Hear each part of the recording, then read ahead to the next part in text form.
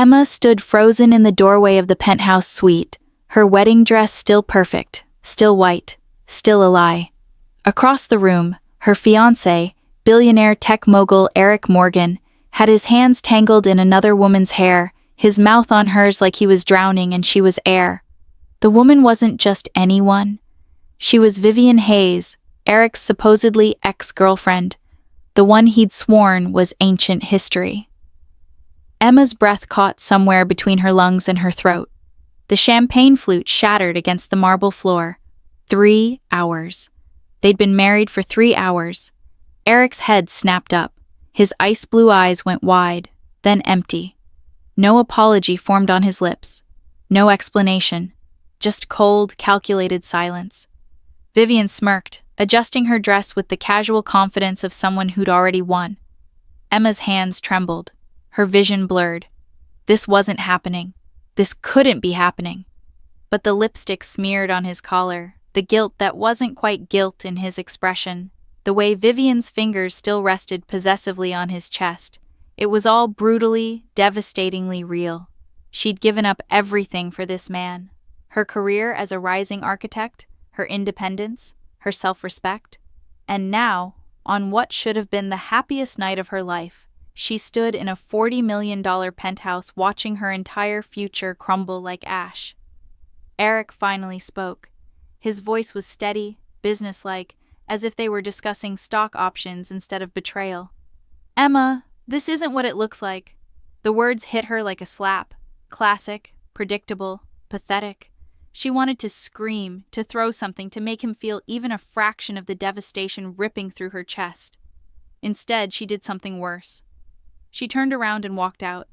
No tears, no drama. Just the sharp click of her heels on marble, and the sound of a door closing on everything she'd believed in. If you're hooked, smash that like button. Drop a comment telling me what you'd do in Emma's position, and subscribe because this story is about to get wild. Trust me, you won't see what's coming next. But let's rewind. Let's go back to where it all started, 6 months earlier, when Emma Clark was just a 28-year-old architect with big dreams and a bigger chip on her shoulder. Emma had always been the girl who worked twice as hard for half the recognition. At Morrison & Lee Architecture, she'd spent 3 years designing award-winning concepts, only to watch senior partners slap their names on her blueprints. She'd smile through the meetings, nod at the condescending feedback, and go home to her cramped studio apartment, wondering if talent actually mattered, or if success was just about who you knew and how well you played the game. She was tired, not physically, though the late nights were wearing her down. Tired in her soul, in that deep place where hope lives or dies. She'd started questioning everything, her career, her choices, whether she'd ever be more than invisible. Then came the Meridian Project, a 50-story mixed-use development in the heart of Manhattan, the kind of opportunity that could make or break a career. Morrison & Lee was competing against 8 other firms for the contract, and the client was notoriously difficult. Eric Morgan, billionaire, genius, allegedly impossible to please. Emma had read about him, of course. Everyone had. At 34, he'd built Morgan Tech Industries from a college dorm room idea into a global empire worth $40 billion. He was ruthless in business, private in his personal life, and according to Forbes, one of the most eligible bachelors in the world. Not that Emma cared about that. She cared about the building. The Meridian Project was ambitious, innovative, exactly the kind of design challenge that made her blood sing. She'd spent 2 weeks crafting a proposal that was part art, part engineering miracle, sustainable materials, smart infrastructure, a design that honored the city's architectural heritage while pushing boldly into the future. Her boss, Richard Morrison, had barely glanced at it before the presentation. "Good work, Clark," he'd muttered, already thinking about how he'd present her ideas as his own. Emma had swallowed her frustration. This was how it worked. This was the game. But when they walked into Morgan Tech's conference room and she saw Eric Morgan for the first time, something shifted. He sat at the head of a glass table, perfectly still, perfectly focused. Dark hair, sharp jawline, a nice suit that matched his reputation. But it was his eyes that caught her. Ice blue, intelligent, and currently looking right past Richard Morrison to land directly on her. She felt exposed, seen in a way that was both thrilling and terrifying. Richard launched into the presentation, talking about vision and innovation with the confidence of a man who hadn't designed a single element himself. Emma stood to the side, her portfolio clutched against her chest, trying to be professional and invisible at the same time. Then Eric spoke. "Stop." His voice cut through Richard's pitch like a blade. "I'm not interested in hearing you read a script. I want to hear from her." He pointed at Emma. The room went silent. Richard's face flushed red. Emma's heart hammered against her ribs. "Ms. Clark, isn't it?" Eric's gaze never wavered. "Tell me about your design." Emma's mouth went dry. This wasn't how these meetings worked. Junior architects didn't speak. They definitely didn't contradict their bosses or take center stage. But Eric was waiting, and something in his expression told her this was a test, not of her knowledge, but of her courage. She stepped forward. Her hands were shaking, but her voice came out steady. "The Meridian Project isn't just about building upward, it's about building responsibly." She opened her portfolio, spreading renderings across the table. "I designed a structure that generates 60% of its own energy through integrated solar panels and kinetic floors. The water system recycles gray water for irrigation, and the facade uses adaptive glass that responds to sunlight, reducing cooling costs by 40%. She was gaining confidence now, her passion overriding her fear. "But more than that, I designed it to belong, to honor the neighborhood's character while offering something new. Architecture should serve the community, not just the developer's ego." The silence that followed was crushing. Emma's cheeks burned. Had she just insulted a billionaire to his face by implying most developers had ego problems? Richard looked like he might have a stroke. Then Eric smiled. It was small, barely a curve of his lips, but it transformed his entire face. "When can you start?" Emma blinked. "I'm sorry?" "The project is yours, Ms. Clark. I want you as lead architect." Her brain short-circuited. Lead architect? Her? "Mr. Morgan, I appreciate the confidence, but Emma works under my supervision," Richard interjected, trying to regain control. "She's still learning." Eric's smile vanished. "She's learned enough. The question is whether Morrison and Lee is willing to let her lead, or if I need to make other arrangements." It was a power play, blatant and ruthless. Richard's firm needed this contract. Eric knew it. Emma knew it. And now everyone in the room knew exactly what would happen if Richard said no. Richard forced a smile that looked more like a grimace. "Of course, Emma will be thrilled to lead the project." Eric's gaze returned to Emma. "Good. I'll expect weekly updates. Directly from you, Ms. Clark, not filtered through anyone else. We start Monday." He stood, signaling the meeting was over. As Emma gathered her materials with trembling hands, she felt his presence beside her. He leaned in, close enough that she could smell his cologne, something expensive and understated. "You have talent," he said quietly. "Don't let people like him convince you otherwise." Then he was gone, leaving Emma standing in the conference room with her heart racing and her entire career trajectory suddenly, impossibly different. Working with Eric Morgan was like standing too close to a fire, exhilarating and dangerous in equal measure. Their first official meeting was in his private office on the 68th floor of the Morgan Tech building. With wide windows that overlooked Manhattan, the city spread out below like a kingdom. Emma tried not to be intimidated. She failed. Eric sat behind a desk of dark wood and chrome, reviewing her updated designs with an intensity that made her nervous. He didn't do small talk, didn't waste time on pleasantries. He asked sharp questions, challenged her assumptions, pushed her to justify every choice. At first, Emma had been defensive, but she quickly realized he wasn't criticizing. He was testing the integrity of the design, making it stronger. "The kinetic floors are innovative," he said, tapping a section of the blueprint. "But what's your backup plan if the technology fails?" Emma had anticipated this. Redundant systems. Traditional HVAC integrated seamlessly so occupants never notice a transition. The kinetic floors are primary, not exclusive. He nodded, something like approval in his expression. Smart. They worked for 3 hours straight. At some point, his assistant brought coffee. Emma barely tasted it, too focused on defending her vision while simultaneously absorbing Eric's feedback. He was brilliant, she realized.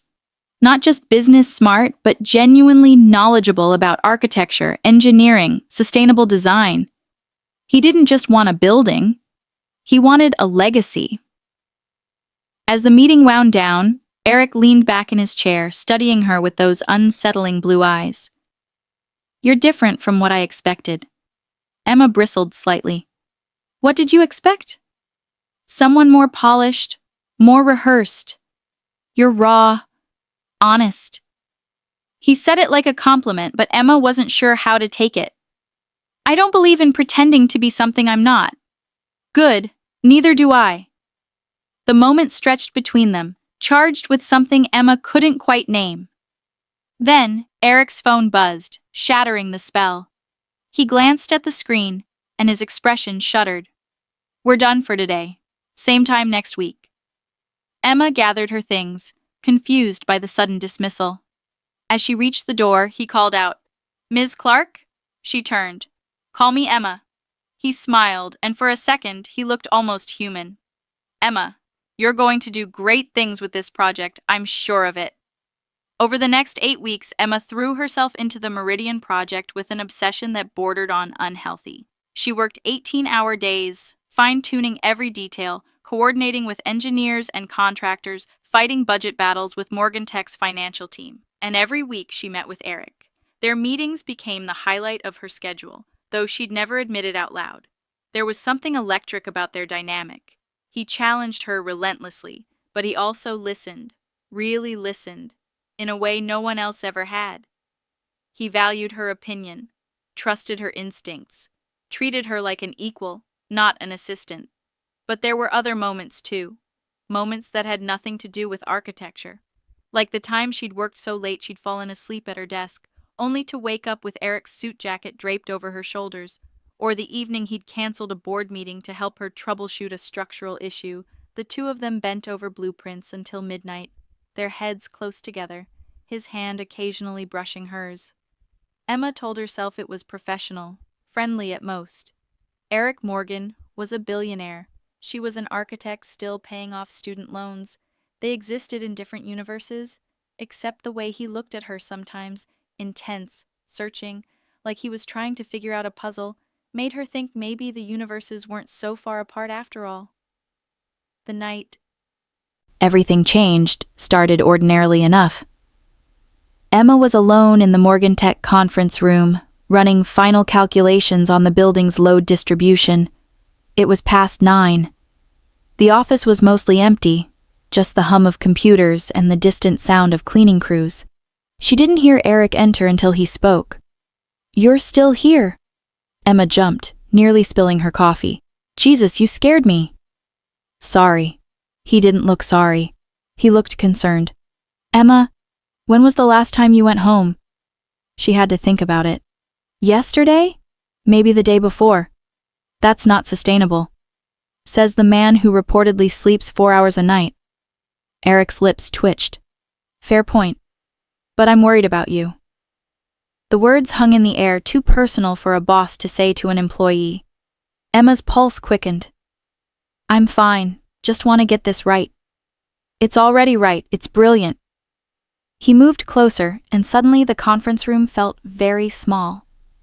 "You're brilliant." Emma's breath caught. She should step back, create distance, remind them both of the professional boundaries that were supposed to exist. Instead, she stayed exactly where she was, looking up at him, drowning in those blue eyes. "Eric." "Tell me to leave," he said quietly.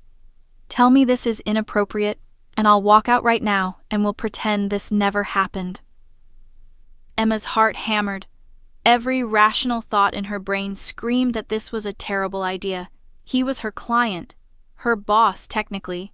Getting involved would be messy and complicated and probably career-destroying. But when she opened her mouth, what came out was, "I don't want you to leave." His control shattered. One moment they were standing apart, and the next his hands were framing her face, his mouth crashing down on hers with a desperation that matched her own.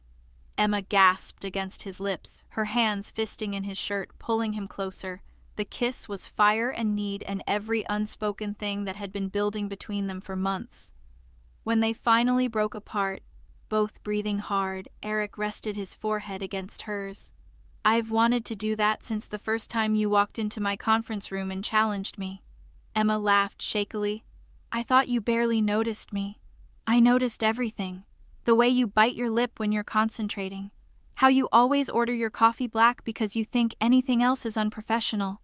The fact that you hum when you work and don't even realize it." She pulled back to look at him. "You're kind of intense, you know that?" "So I've been told." His thumb traced her cheekbone. "Emma, I know this is complicated. I know there are 100 reasons why we shouldn't do this. But I can't stop thinking about you. If you want me to walk away, I will. But if there's any chance you feel the same..." Emma kissed him again, softer this time, an answer that didn't need words. Dating Eric Morgan was like being caught in a hurricane. Thrilling, dangerous, and completely consuming.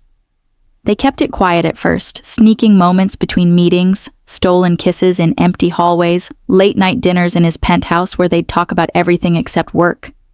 Emma discovered layers to him that the media never saw. Yes, he was driven and demanding, but he was also surprisingly thoughtful. He remembered that she loved old movies and surprised her with a private screening of Casablanca. He noticed when she was stressed and would show up at her apartment with Thai food and terrible jokes meant to make her laugh. He listened when she talked about her dreams, not just for the Meridian Project, but for her future, for the kind of architect she wanted to become. But there were shadows too, moments when Eric would go distant, his expression shuddering like a door slamming closed. He never talked about his family, deflecting questions with practiced ease. His childhood was off limits. So was most of his past, actually. Emma tried not to push, telling herself everyone had secrets, everyone had pain they weren't ready to share.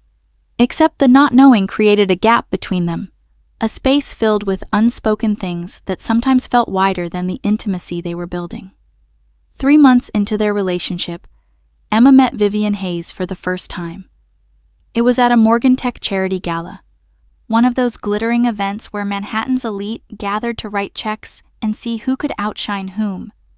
Emma had been nervous about attending as Eric's date, going public with their relationship in such a high-profile way. She'd bought a midnight blue dress she couldn't afford, practiced walking in heels she never wore, and still felt completely out of place the moment they stepped into the ballroom. Eric kept his hand on the small of her back, steady and reassuring. "You look beautiful," he murmured in her ear. "And you belong here just as much as anyone else." Emma wanted to believe him. But then she saw the woman approaching, and every insecurity she'd been trying to suppress roared back to life. Vivian Hayes was stunning in the way that came from generations of wealth and professional grooming. Tall, elegant, with auburn hair swept into a perfect chignon and a very pretty dress. But it was the way she looked at Eric, with ownership, with history, with the confidence of someone who'd shared his bed and knew all his secrets, that made Emma's stomach twist. "Eric, darling." Vivian's voice was silk and honey. She leaned in to kiss his cheek, her hand lingering on his arm just a beat too long. "It's been too long." Eric's jaw tightened. "Vivian, I didn't know you'd be here. Daddy's on the board, remember? I couldn't miss it." Her gaze slid to Emma, assessing and dismissing in one practiced glance. "And who's this?" "Emma Clark," Eric said, his voice carefully neutral. "Emma, this is Vivian Hayes, an old friend." The term old friend did not match the tension radiating from his body. Emma extended her hand, determined to be gracious. "Nice to meet you." Vivian's handshake was limp, perfunctory. "Clark, are you in finance?" "Architecture. I'm the lead architect on Eric's Meridian project." Something flickered in Vivian's expression. Surprise, maybe, or irritation. "How industrious." The word dripped with condescension. Eric's hand tightened on Emma's waist. "Emma's the most talented architect I've ever worked with. The Meridian project is going to be groundbreaking because of her vision. Vivian's smile didn't reach her eyes. I'm sure. Well, I won't keep you. But Eric, we should catch up properly. There are things we need to discuss. Private things. She let the implication hang in the air before gliding away, leaving behind the faint scent of expensive perfume and unspoken threat. Emma tried to shake off the encounter, but it poisoned the rest of the evening. She watched Vivian work the room, noticed how people deferred to her, how she seemed to know everyone who mattered, and she couldn't stop thinking about that phrase. Private things. What things? What history did they share that made Eric so tense? Later, in the car ride home, Emma finally asked, "Who is she really?" Eric stared out the window. "I told you, an old friend." "Eric, I'm not stupid. That wasn't friendship. That was history," he interrupted, his voice hard. "Ancient history that doesn't matter anymore." "If it doesn't matter, why won't you talk about it?" He turned to look at her, and the exhaustion in his face made her chest ache. "Because some things are better left buried. Vivian and I dated years ago. It ended badly. That's all you need to know." But it wasn't all she needed to know, and they both knew it. Emma wanted to push, to demand the truth, but something in Eric's expression stopped her, so she let it go, swallowing her questions and her insecurity, telling herself that trust meant respecting boundaries. She'd regret that decision. Later, when everything fell apart, she'd replay this moment and wonder if speaking up might have changed everything. The Meridian Project's groundbreaking ceremony happened on a crisp October morning. Emma stood in a hard hat and borrowed suit, watching as Eric gave a speech about innovation and the future of urban development. Pride swelled in her chest. This was real. Her design, her vision, was about to become concrete and steel and glass. After years of being invisible, she was finally being seen. The media was there, cameras flashing, reporters shouting questions. Eric handled them with practiced ease, but when he spoke about the building, he kept looking at Emma, his eyes warm with something that made her heart stutter. "None of this would be possible without Emma Clark," he said into the microphone. "She's not just an architect. She's an artist, an innovator, and the reason this project is going to change the skyline of New York." The applause was deafening. Emma felt tears prick her eyes. This was everything she'd worked for, everything she'd dreamed of. After the ceremony, as they posed for photos with the golden shovel, Eric leaned close. "Dinner tonight? I have something important to ask you." Emma's pulse jumped. "Important how?" He smiled, mysterious. "You'll see." The rest of the day passed in a blur of interviews and congratulations. Emma fielded questions about her design, explained the sustainable features, basked in the attention she'd never expected to receive. She called her mother, who cried happy tears. She texted her best friend Sarah, who responded with a string of celebration emojis. Everything was perfect. Everything was finally, beautifully perfect. That evening, Eric took her to Le Bernardin, one of the most exclusive restaurants in Manhattan. Emma wore the black dress he'd bought her, the one that made her feel elegant instead of out of place. They sat at a corner table, candlelight flickering between them, and talked about the future, about the next project they might collaborate on, about travel plans and dreams and all the things that felt possible when you were young and successful and in love. Yes, love. Emma hadn't said it out loud yet, but she felt it deep in her bones. She loved his intensity, his intelligence, the way he challenged her to be better. She loved how he looked at her like she was the only person in the room. She loved the life they were building together, brick by careful brick. After dessert, Eric reached across the table and took her hand. His palm was warm, slightly calloused from the rock climbing he did to decompress. "Emma, these past few months with you have been the happiest of my life." Her heart hammered. Was this? "You make me want things I didn't think I was capable of wanting, a real partnership, a future that's about more than just the next deal or the next acquisition." He paused, and for the first time since she'd met him, Eric Morgan looked nervous. "I know this is fast. I know we haven't been together that long, but I also know that I've never been more certain of anything." He pulled out a small velvet box. Emma's breath stopped. "Marry me, Emma. Be my partner in everything. Let me spend the rest of my life proving that you're the best decision I've ever made." The diamond was enormous, a flawless emerald cut that caught the light and threw rainbows across the table. It was beautiful and terrifying, and everything Emma had never let herself hope for. Her mind raced. This was crazy. They'd only been dating for 4 months. People didn't get engaged this quickly, especially not to billionaires they'd met through work. Every rational voice in her head screamed caution. But when she looked at Eric, at the vulnerability in his eyes, the hope and fear mixed together, rationality didn't matter. What mattered was how he made her feel. Seen, valued, loved. What mattered was the future stretching out before them, full of possibility. "Yes," she whispered. Then, louder, "Yes, I'll marry you." The smile that broke across Eric's face was worth every risk, every doubt.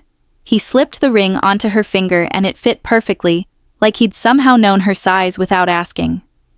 They kissed across the table, ignoring the discreet applause from nearby diners.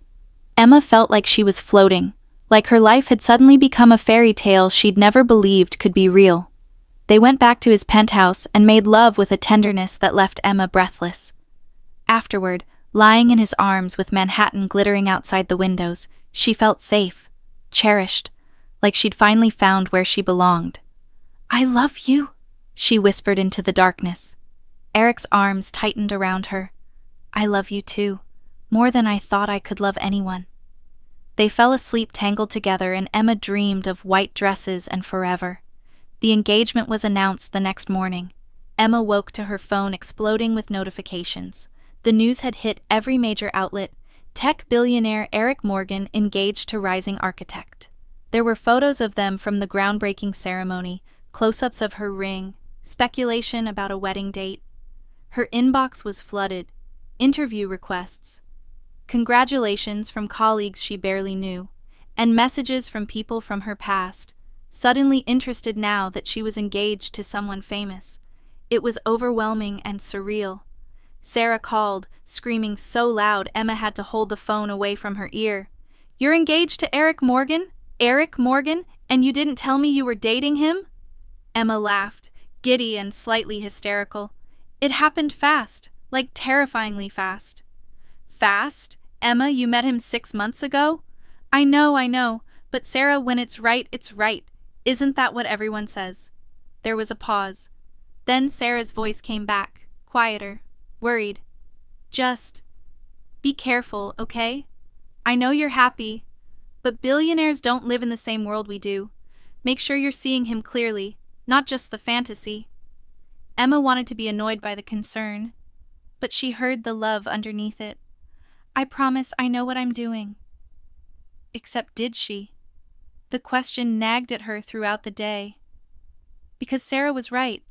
Eric's world was different, foreign in ways Emma was only beginning to understand. The wealth, the scrutiny, the expectations. That afternoon, a wedding planner arrived at the penthouse, courtesy of Eric's assistant. Her name was Margot, and she spoke with the brisk efficiency of someone used to planning events for people with unlimited budgets. "Mr. Morgan has requested we move quickly," Margot said, spreading fabric samples and venue photos across the coffee table. "He's thinking a winter wedding. Something elegant but intimate. 200 guests maximum." Emma blinked. 200 is intimate? For someone of Mr. Morgan's stature, yes.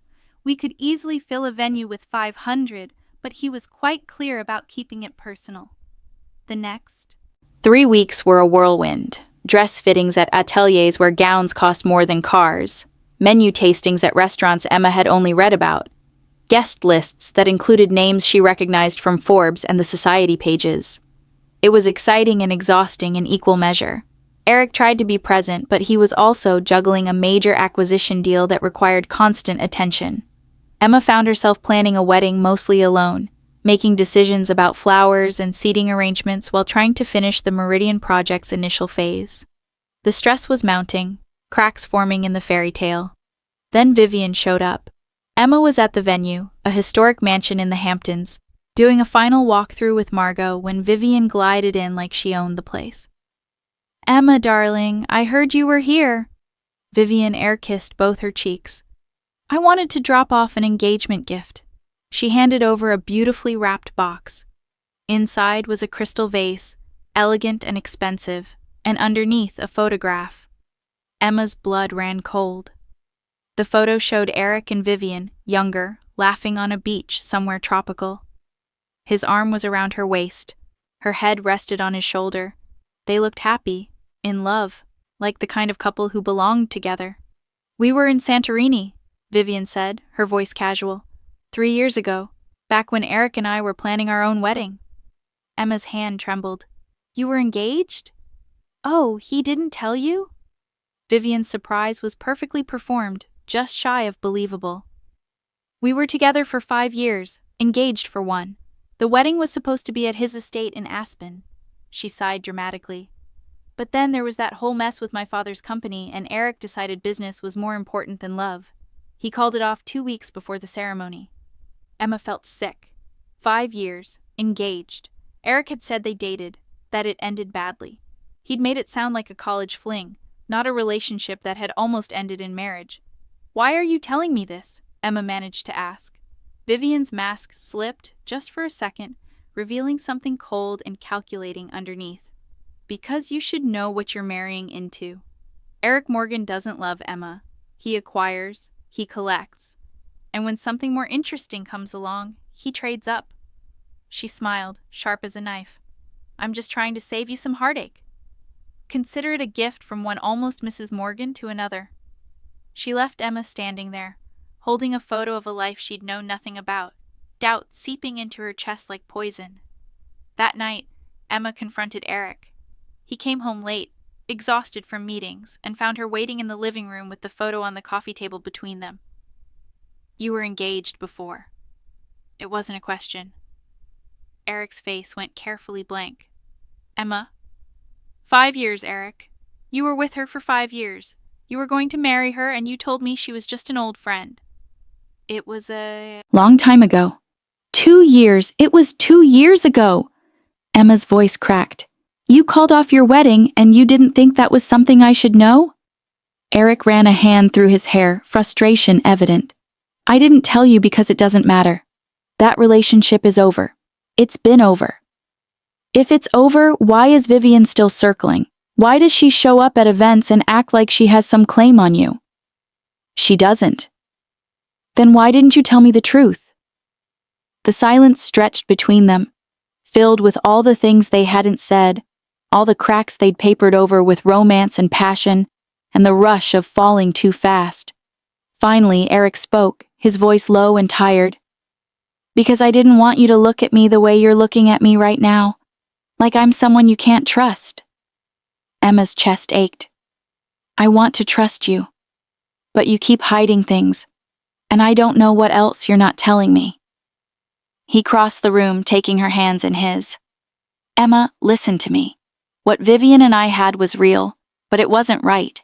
We were together for the wrong reasons. Family expectations, business convenience. It looked good on paper, but there was no real connection."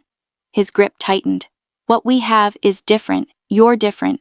I've never felt like this about anyone, and that terrifies me because I don't want to screw it up." Tears stung Emma's eyes. "Then don't lie to me. Don't keep me in the dark about your past." "I won't," he promised. "No more secrets. I swear." Emma wanted to believe him. She chose to believe him. Because the alternative, walking away from this man, from this life, from everything they were building, felt impossible. So she pushed down her doubts, buried her insecurities, and focused on the wedding, on the future, on all the reasons she'd said yes in the first place. If you're still watching, hit that subscribe button because this story is about to take a turn you won't believe. Trust me, the drama is just getting started.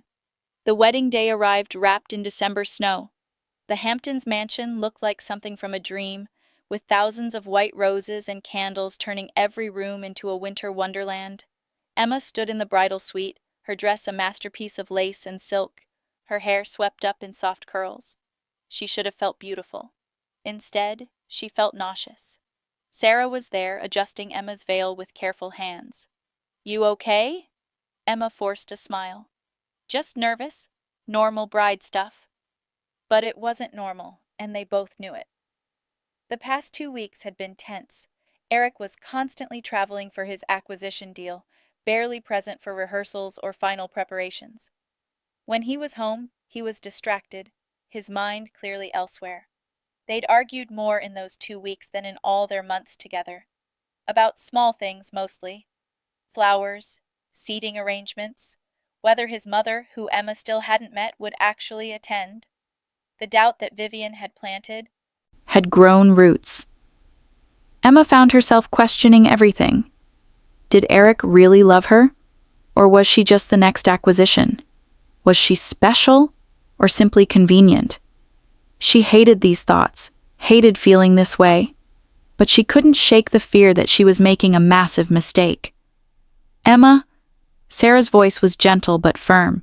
"If you're having doubts, it's not too late. You can walk away. 200 people are downstairs. Screw the people, what do you want?" What did she want? Emma looked at herself in the mirror. She'd worked so hard to get here, not just to this wedding, but to this life. Success, recognition, love with someone who challenged and excited her. Walking away would mean admitting failure, admitting that maybe she wasn't strong enough or smart enough to navigate this world. And more than that, it would mean losing Eric. Despite everything, despite the doubts and the secrets and the complications, she loved him. Wasn't that enough? Didn't love mean fighting through the hard parts? "I want to marry him," Emma said, trying to convince herself as much as Sarah. The ceremony was beautiful. Emma walked down the aisle to a string quartet, her hand tucked into her father's arm, her eyes locked on Eric waiting at the altar. He looked devastating in his tuxedo, his expression intense and focused entirely on her. When she reached him, he took her hands and whispered, "You're breathtaking." For that moment, all the doubts evaporated. This was right. This was real. They exchanged vows they'd written themselves. Eric promised to be her partner, her champion, her safe place in the storm. Emma promised to challenge him, to never let him settle, to build a life together that mattered. The words were beautiful. They both meant them. The officiant pronounced them husband and wife, and Eric kissed her with a tenderness that made Emma's heart soar. The crowd erupted in applause. They were married. It was done. The reception was a blur of champagne and laughter. Emma danced with her father, with Eric, with guests she barely knew. She smiled until her face hurt, accepted congratulations from people whose names she'd forget by morning. Eric stayed close, his hand always on her back or around her waist, anchoring her. For hours it was perfect. Then Emma needed air. The ballroom was hot and crowded, and her dress was heavy. She slipped out onto the terrace, breathing in the cold December night, watching snow fall like confetti from heaven. She was only alone for a moment before she heard voices. Eric's voice. And Vivian's. They were around the corner, out of sight but close enough that Emma could hear every word. She should have announced herself, should have walked away. Instead, she froze, listening. "You can't keep doing this, Vivian." Eric's voice was tight with frustration. "Doing what? Caring about you. We have history, Eric. You don't just erase 5 years. It's over. I married Emma. You need to accept that and move on." Vivian laughed. Bitter and sharp. "You married her? You barely know her. This whole thing is a rebound, and we both know it." "You're wrong. Am I? Tell me you love her the way you loved me. Tell me she understands you the way I do. Tell me this isn't just about proving to yourself that you can move on." There was a pause. Emma's heart hammered so hard she thought it might break through her ribs. "What Emma and I have is real," Eric said finally. "It's different from what we had, but that doesn't make it less." "Different how? Because she's shiny and new? Because she worships you? What happens when the novelty wears off?" "Stop. I know you, Eric. I know you get bored. I know you need someone who can match you, challenge you, operate in your world. Emma's sweet, but she's out of her depth. How long before you realize that? Emma couldn't breathe. She should leave, should stop torturing herself with this conversation. But her feet wouldn't move. This conversation is over, Eric said coldly. I'm married. Whatever you think we had, whatever you want us to have, it's not happening. Stay away from my wife. Your wife? Vivian's voice dripped with disdain. We'll see how long that lasts. Footsteps. Eric walking away. Emma pressed herself against the wall, hidden in shadows as he passed without seeing her. Then Vivian emerged, and their eyes met. Vivian's smile was triumphant, knowing. She'd wanted Emma to hear, had probably orchestrated the entire conversation for exactly this purpose. Congratulations on your marriage, Vivian said sweetly. I hope you enjoyed the ceremony. The first one is always special. She disappeared back inside, leaving Emma shaking in the cold. Emma didn't know how long she stood there. Minutes? Hours? Time felt broken, irrelevant. Her mind replayed the conversation on a loop. Vivian's accusations, Eric's responses, which should have been reassuring but somehow weren't. He'd defended their marriage, yes, but he hadn't said he loved Emma more. Hadn't said what they had was deeper, stronger, unshakable. He'd said it was different. What the hell did that mean? She felt a hand on her shoulder and jumped. Sarah. Hey, everyone's looking for you. They want to do the cake cutting. Emma turned and Sarah's expression shifted from confusion to alarm. What happened? Emma, you're crying. Was she? Emma touched her face and her fingers came away wet. I can't do this. Can't do what? Any of it. This wedding. This marriage. I made a mistake. Sarah grabbed her arms. Okay. Slow down. Tell me what happened. Emma told her about the conversation, about Vivian's words, and Eric's responses that weren't quite enough. Sarah listened, her face growing darker. That woman is poison. You know that, right? She's manipulating you. But what if she's right? What if I am just a rebound? What if Eric does get bored? Emma, listen to me. Eric Morgan married you. That man doesn't do anything impulsively. He chose you. But why? Sarah, really think about it. Why would someone like him choose someone like me? Because you're brilliant and talented and real. Because you don't want him for his money. Because you make him happy. Sarah's grip tightened. Don't let that bitter ex-girlfriend destroy your marriage on your wedding day. Emma wanted to believe her. She tried to pull herself together, to fix her makeup and go back inside to her husband and her wedding and her new life. But the doubt had metastasized, spreading through her chest like ice. She went through the motions, cut the cake, threw the bouquet, danced the last dance. Eric held her close, whispering how much he loved her, how happy she'd made him. Emma smiled and said the right things, but inside she was fracturing. When the reception finally ended, when the last guest had left and they were alone in the limousine heading back to the penthouse, Eric pulled her close. Mrs. Morgan, he murmured against her hair. How does it feel? Surreal, Emma answered honestly. He mistook her tone for happy shock. I know. I keep thinking I'm going to wake up and find out this was all a dream. He kissed her temple. I'm the luckiest man alive. Emma closed her eyes, trying to feel lucky too, trying to remember why she'd said yes. But Vivian's words echoed louder than her own heart. Shiny and new. Out of her depth. We'll see how long that lasts. They arrived at the penthouse. Eric carried her over the threshold, both of them laughing, and for a moment Emma forgot her doubts. This was her husband, her home, her future. They kissed in the elevator, desperate and passionate, and by the time they reached the door, Emma was starting to believe everything might actually be okay. Eric unlocked the door, pushed it open, and Emma's world imploded. The penthouse should have been empty. Instead, there were rose petals scattered across the floor, candles lit on every surface, and in the living room, standing by the windows in a dress that left nothing to imagination, was Vivian. Emma's brain couldn't process what she was seeing. Why was Vivian here? How did she get in? Eric's body went rigid. What the hell are you doing here? Vivian turned, and her expression was pure satisfaction. I wanted to give you a proper wedding night gift. She moved closer. Something your little architect could never provide. Emma should have said something, should have screamed or thrown something or demanded answers, but she was paralyzed, watching like this was happening to someone else. Eric's voice was ice. "Get out! Now!" "Don't pretend you don't want this," Vivian purred. "I know you, Eric. I know what you need." She reached for him, and that's when it happened. Eric didn't push her away immediately. For just a second, half a second maybe, he froze, hesitated. Then Vivian was kissing him, her hands in his hair, her body pressed against his, and Eric wasn't stopping her. Emma heard a sound, realized it was coming from her own throat. A wounded animal noise. That broke the spell. Eric shoved Vivian away, his face twisted with fury and shock.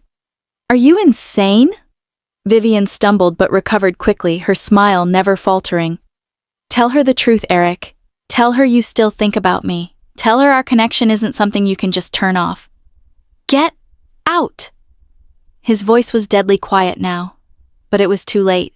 The damage was catastrophic. Emma saw it all clearly now, the doubts crystallizing into terrible certainty.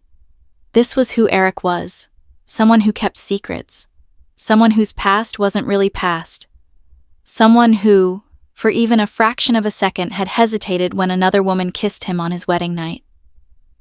Vivian picked up her purse, still smiling. "Congratulations on your marriage. I'll show myself out." The door closed behind her. Silence filled the penthouse, heavy and suffocating. Eric turned to Emma, his hands raised in a gesture of helplessness. "Emma, that wasn't, I didn't—" "You hesitated." Her voice was hollow. "When she kissed you, you hesitated." "No. I was in shock. I froze. That's not the same thing." "Isn't it?" Emma's hands were shaking so badly she could barely stand. She was right. Everything she said was right. "I'm just shiny and new, a distraction, and when the novelty wears off—" "Stop!" Eric moved toward her. "Don't do this. Don't let her poison what we have." "What do we have, Eric?" "Really?" Emma's voice cracked. "We've known each other for 6 months. We got engaged after 4 months. We just got married, and your ex-girlfriend, your ex-fiancé, has a key to our home and thinks she still has a claim on you." She broke in. "I don't know how—" "Do you still love her?" The question hung between them. Eric's face shuddered. "No." "Do you still think about her?" "Emma, answer the question." He ran a hand through his hair, frustration and exhaustion warring in his expression. "Sometimes, yes. 5 years doesn't just disappear because you want it to. But thinking about someone and wanting them back are completely different things." It was the honesty Emma had asked for. But hearing it felt like being gutted. I can't." She couldn't finish the sentence, couldn't think. The walls were closing in, and suddenly all she could see was Vivian's hands in Eric's hair, her mouth on his, and that terrible moment of hesitation. Emma turned and ran. Not walked, ran. In her wedding dress, in her heels, not caring how ridiculous she looked. She heard Eric calling after her but didn't stop. The elevator doors closed just as he reached them, and she saw his face through the narrowing gap, anguished, desperate. The ride down felt endless. Emma's chest was so tight she couldn't breathe.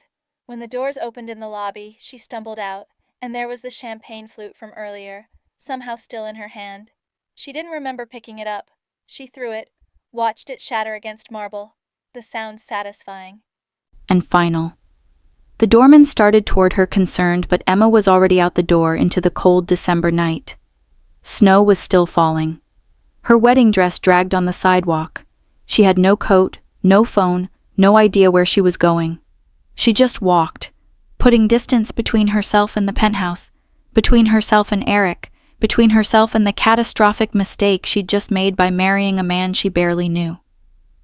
Sarah found her an hour later, sitting on a bench in Central Park, shivering and half frozen. "Jesus, Emma." Sarah wrapped her in a coat, pulled her close. "Eric's been calling me nonstop. He's losing his mind trying to find you." "Good," Emma said numbly. "Let him lose his mind. I lost mine when I agreed to marry him." Sarah guided her to a waiting cab, took her back to Sarah's apartment, not the penthouse, put her in warm pajamas and under a mountain of blankets, made her hot chocolate she couldn't drink, and held her while Emma cried, deep, wrenching sobs that came from somewhere primal. She'd given up everything for Eric Morgan, her independence, her caution, her sense of self-preservation, and on her wedding night she'd discovered it was all built on sand.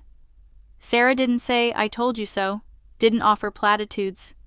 She just held Emma and let her break, because sometimes breaking was the only way forward. Outside, Manhattan glittered in the snow, beautiful and indifferent to one more shattered heart. Emma didn't go back to the penthouse, didn't return Eric's calls or texts, which came in a flood at first and then gradually slowed to a trickle.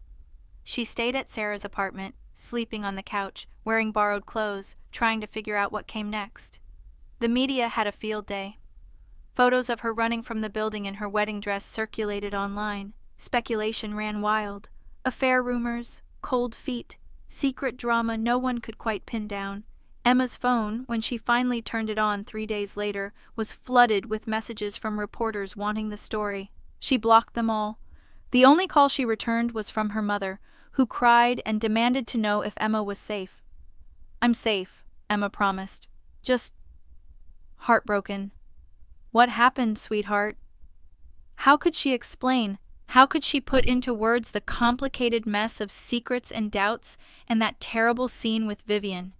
"He wasn't who I thought he was," Emma said finally, "and I wasn't ready for his world." It was the truth, even if it wasn't the whole truth. Richard Morrison called. Emma almost didn't answer, but professional obligation won out. "Emma, we need to talk about the Meridian Project." Her heart sank. Of course, the project, her career, everything she'd worked for was now tangled up with her failed marriage. "I'm still committed to finishing it," Emma said. "That's not going to be possible." Richard's voice was uncomfortable. "Mr. Morgan has requested a change in lead architect. He's asked that I take over." Personally. The words hit like a physical blow. Eric was taking the project from her design, her vision, the thing that had brought them together in the first place. "He can't do that. We have a contract." "Emma, he owns the project. Technically, he can do whatever he wants." "I'm sorry." The line went dead. Emma stared at her phone, fury rising to replace the grief. Eric was punishing her, taking away the one thing that mattered as much as their relationship. Or maybe he'd never really trusted her with it in the first place. Maybe Vivian had been right about everything. Before you find out what happens next, make sure you're subscribed and hit that notification bell. This story is about to take a turn that'll restore your faith in love. Stay with me. Emma spent 2 weeks drowning in anger and self-pity before Sarah staged an intervention. "Okay, enough," Sarah announced, yanking open the curtains Emma had kept closed for days. "You need to get up, shower, and remember who you are." Emma pulled a pillow over her face. "I'm a woman who married a billionaire after 4 months and got exactly what I deserved." "No, you're a brilliant architect who designed a revolutionary building. You're a woman who took a risk on love. And you're my best friend who I refuse to watch waste away over some man even if he is obscenely rich." Sarah sat on the edge of the couch. "What happened with Eric and Vivian was messed up. I'm not defending him, but hiding here isn't solving anything. You need to fight." "Fight for what? He took my project. Our marriage lasted 3 hours. There's nothing left to fight for." "Then fight for yourself, for your career, for your reputation. Show everyone that Emma Clark doesn't disappear just because some billionaire broke her heart." The words ignited something in Emma. Sarah was right. She'd spent weeks being a victim, letting Eric and Vivian and the whole horrible situation define her. But she was more than this heartbreak. She'd been an architect before Eric Morgan. She'd be an architect after him. Emma sat up, determination replacing despair. "I need to see him." Sarah blinked. "Are you sure that's a good idea?" "No, but I need answers, real ones. And I need to understand why he took the Meridian project from me." "What if seeing him makes everything worse? Then at least I'll know I tried. I can't move forward with all these questions." Sarah nodded slowly. "Okay, but I'm driving you there and waiting outside. If you're not out in an hour, I'm coming in."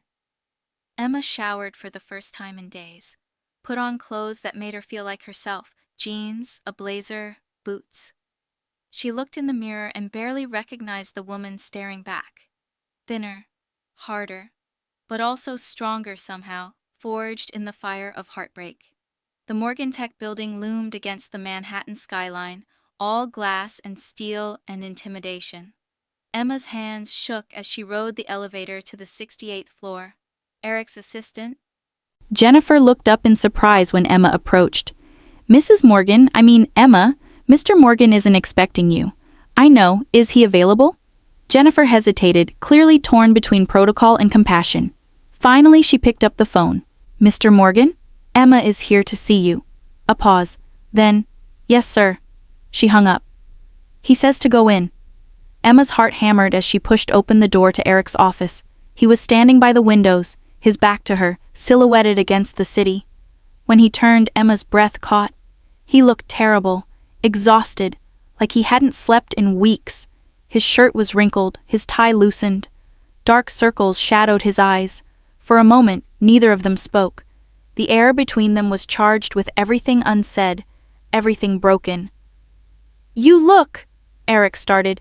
Don't! Emma's voice was sharp. Don't tell me how I look. Don't make small talk.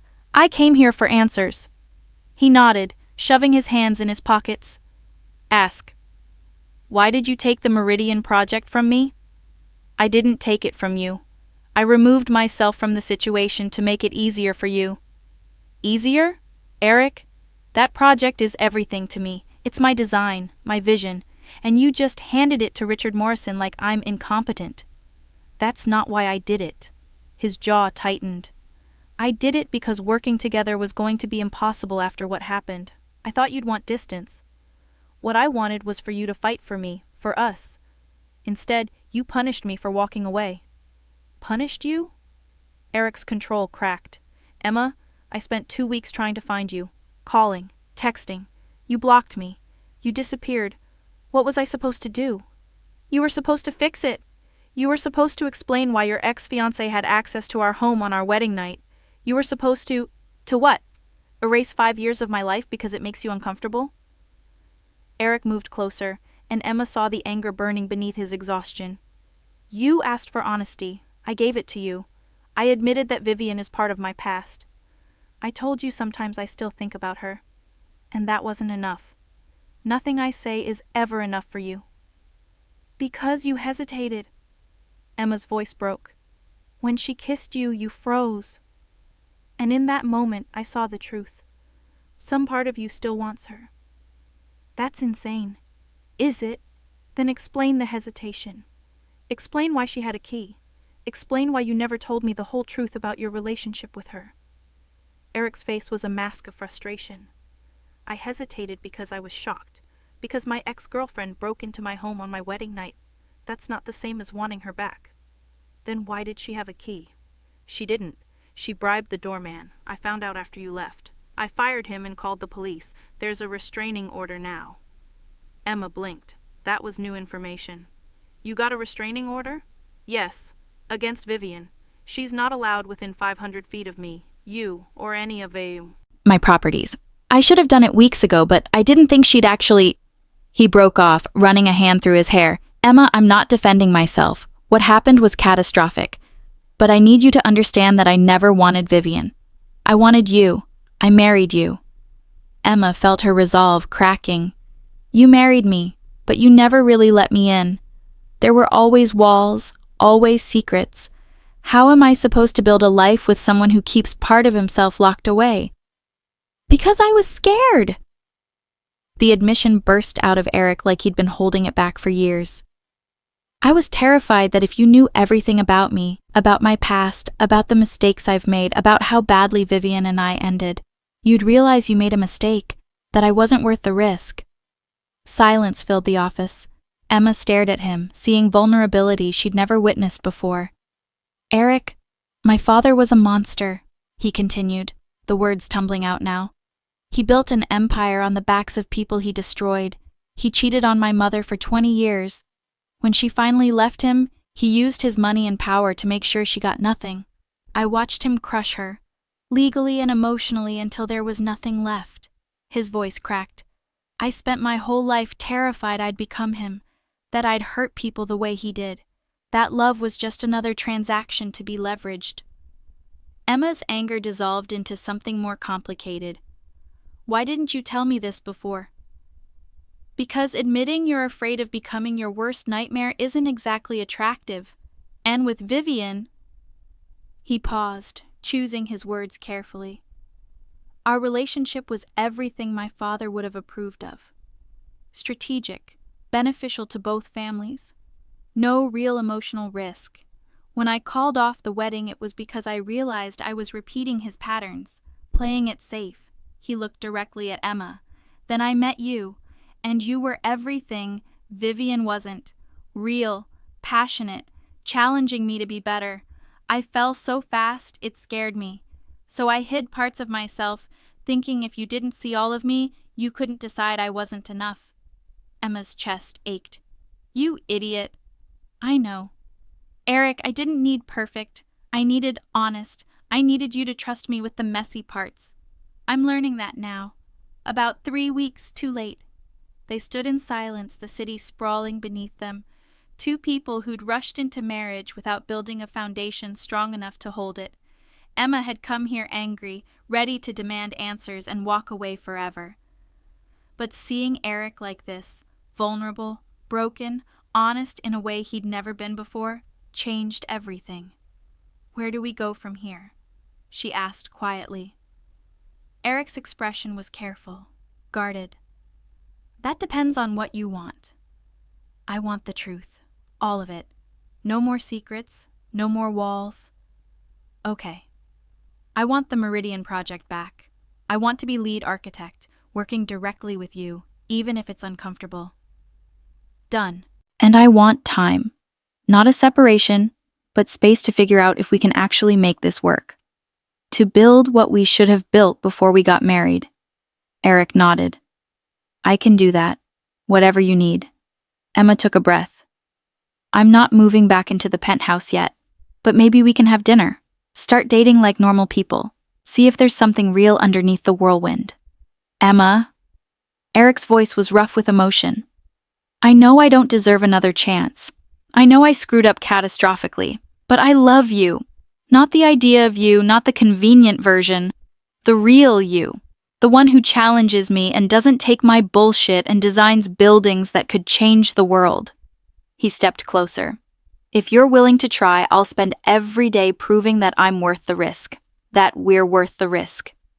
Emma felt tears prick her eyes. This was the man she'd fallen for. Not the billionaire or the boss, but the human underneath, flawed and scared and trying. Dinner, she said. Friday night. Somewhere normal, not a 5-star restaurant.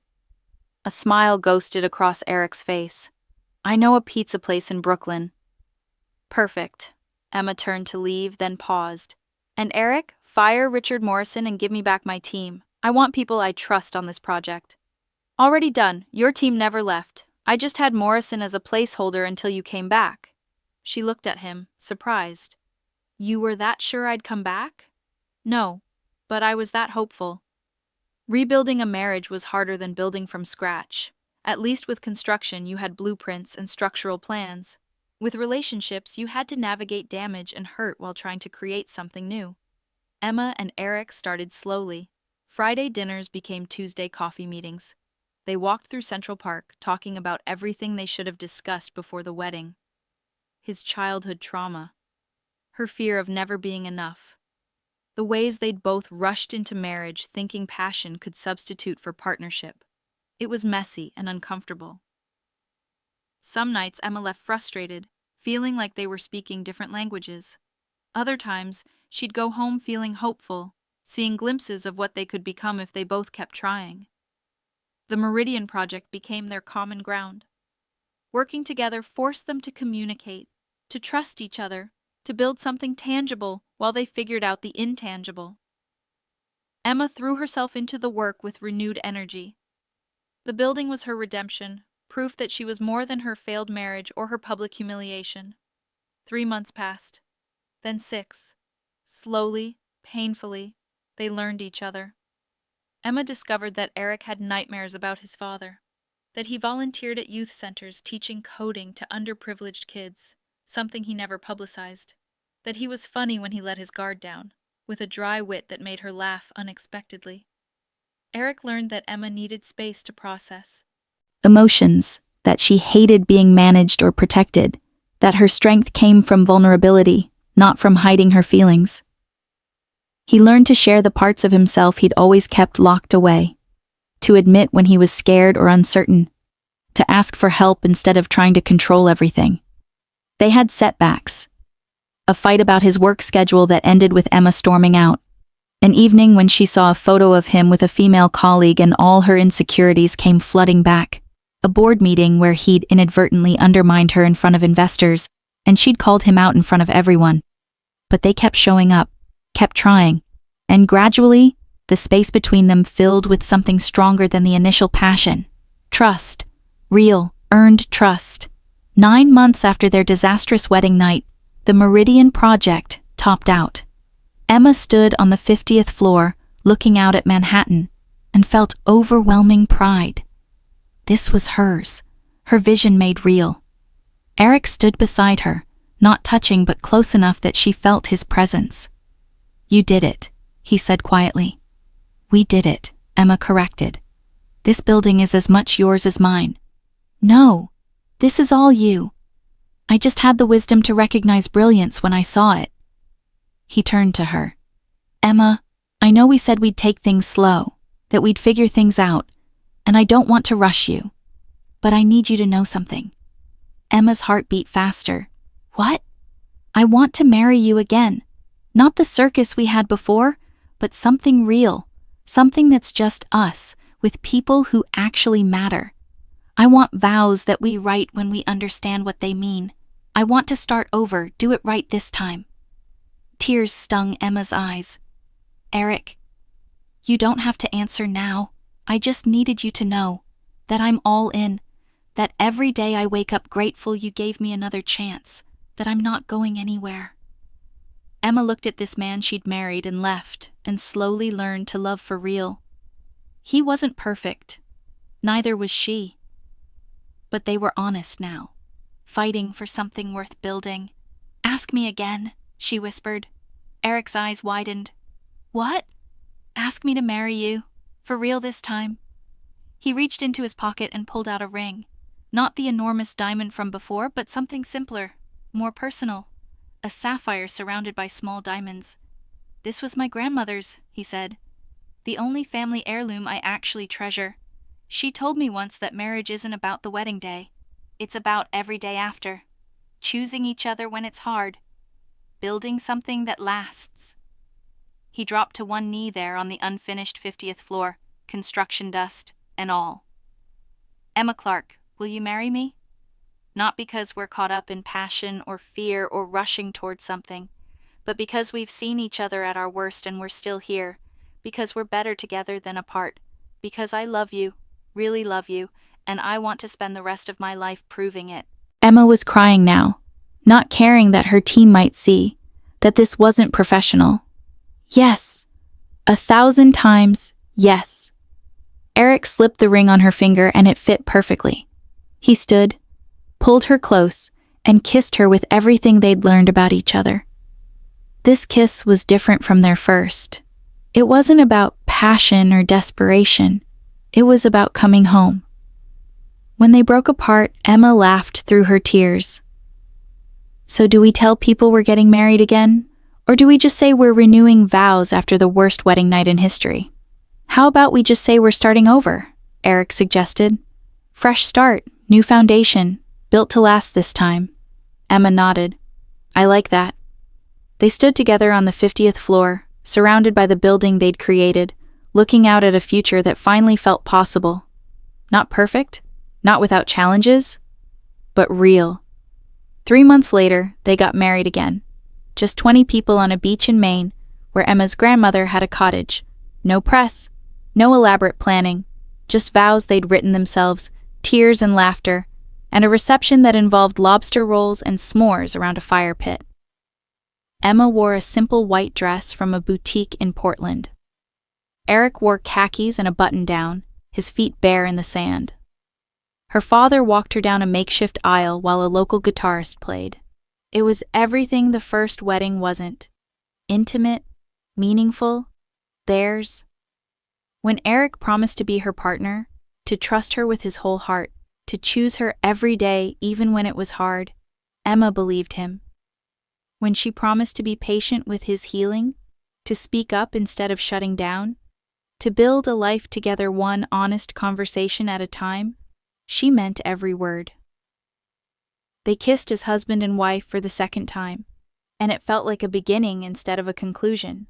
That night in the cottage, with ocean waves crashing outside and moonlight streaming through the windows, they made love with a tenderness born from knowing each other's scars. Eric traced the line of her shoulder and whispered, "I'm glad you walked out that night." Emma pulled back, surprised. Why? Because it forced us to do this right. If we just pushed through, ignored all the problems, we would have imploded eventually. Walking away gave us a chance to build something real. Emma kissed him softly. "I'm glad I came back." "So am I." They fell asleep tangled together, and for the first time since they'd met, Emma felt completely at peace.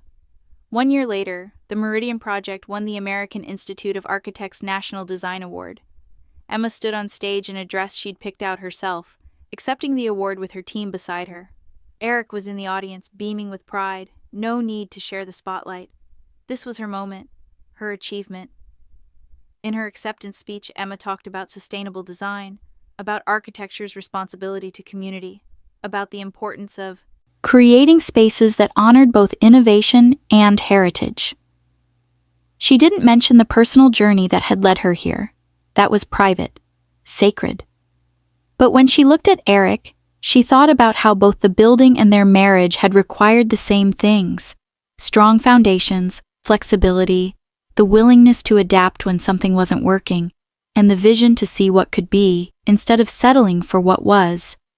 After the ceremony, they went home, not to the penthouse, which they'd sold, but to a brownstone in Brooklyn they'd renovated together. It had a studio space for Emma's designs, a home office for Eric, and a rooftop garden where they grew vegetables and herbs. It was smaller than the penthouse, less impressive, but it was theirs, real, built on choices they'd made together. That night, cooking dinner side by side in their kitchen, Eric said, "I have news." Emma looked up from chopping vegetables. "Good news or bad news?" "Good. I'm stepping back from day-to-day operations at Morgan Tech, hiring a CEO to run things while I focus on new ventures." "Eric Morgan, are you saying you're semi-retiring at 36? "I'm saying I want to have a life, with you, maybe start that foundation we talked about for underprivileged kids interested in STEM." He paused. "And maybe make room for other things, if you want." Emma's heart skipped. They talked about children, about expanding their family, but always in abstract future terms. "Are you saying?" "I'm saying I'm ready, if you are. No pressure." "But Emma, I want to build a family with you. I want our kids to grow up seeing what real partnership looks like, what love looks like when it's honest and hard-won and worth fighting for." Emma set down her knife, moved into his arms. "I'm ready too." They kissed in their kitchen, surrounded by the smell of garlic and herbs, with their whole future spreading out before them like an unwritten blueprint. This time, they'd build it together, slowly, carefully, with all the lessons they'd learned about foundations and flexibility and the courage to start over when something wasn't right. If you made it to the end of this journey, thank you for sticking with Emma and Eric's story. Hit that like button if you believe in second chances, drop a comment telling me what you thought, and subscribe for more stories about love, heartbreak, and the courage to fight for happiness. Remember, the best love stories aren't about perfect people, they're about imperfect people who refuse to give up on each other. 5 years later, Emma Clark Morgan sat on the floor of her home studio surrounded by blueprints for her latest project, a community center in the Bronx that would offer free programming for local youth. Her daughter, 3-year-old Sophie, was helping by drawing on spare paper with markers. Eric was in his office on a video call, their 1-year-old son, Thomas, napping in a carrier strapped to his chest because the baby refused to sleep anywhere else. It was chaos. Beautiful, imperfect, real chaos. Emma's phone buzzed. A text from Sarah. Saw your community center design in Architectural Digest. You're changing the world. Proud of you. Emma smiled, texted back. Thanks for not letting me give up. On my career or my marriage? That's what best friends are for. Dinner this weekend? Absolutely. Sophie held up her drawing, a wild scribble of colors. Mama, I made a building. Emma pulled her daughter close, breathing in the smell of markers and baby shampoo. It's beautiful, sweetheart. You're going to be an amazing architect someday. Like you? Even better. Eric appeared in the doorway, Thomas still asleep against his chest. He looked tired. They were always tired now, but happy in a way that transformed his entire face. Our son has the worst timing. He slept through my entire pitch to investors. Emma laughed. Did you get the funding? Every penny. Turns out having a baby strapped to you makes you more relatable. Who knew? He sat beside her on the floor, their family piled together in comfortable chaos. Sophie immediately climbed into his lap, showing him her drawing. Eric examined it with the same seriousness he'd once applied to billion-dollar deals. This is spectacular. I think we should frame it. Really? Sophie's eyes went wide. Really? Eric looked at Emma over their daughter's head, and the love in his eyes was so fierce it made her chest ache in the best way. They'd built this, through heartbreak and mistakes and the willingness to start over, through honesty and patience and choosing each other every single day. It wasn't the fairy tale Emma had imagined that night she'd accepted Eric's first proposal. It was better, messier, more complicated, more real. It was a love built on strong foundations, designed to last, flexible enough to weather any storm. And standing on that foundation, they'd created something more beautiful than any building. A life worth living. Together.